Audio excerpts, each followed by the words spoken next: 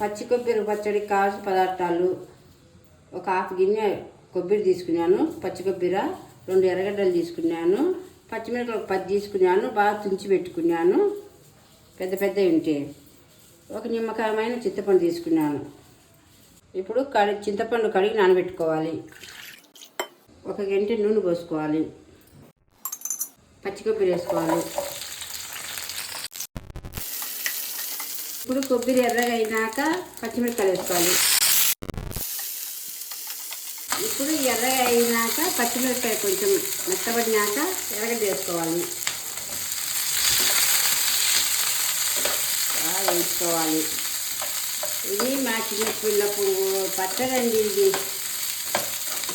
మా అమ్మ చేస్తూ ఉందండి, అందుకు నేను చేస్తున్నాను పచ్చడి.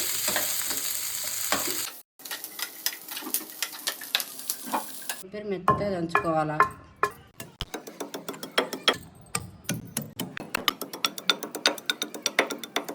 పచ్చిమిరపకాయలు వేసుకొని తగినంత ఉప్పు వేసుకొని దంచుకోవాలా.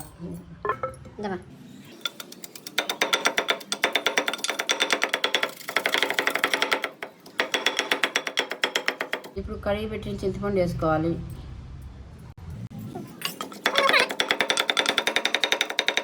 ఇప్పుడు వేయించిన ఎర్రగడ్డ వేసుకోవాలి.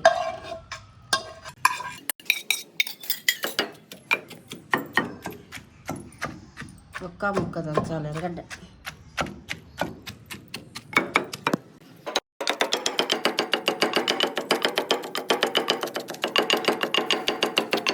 పచ్చి కొబ్బరి పచ్చడి రెడీ.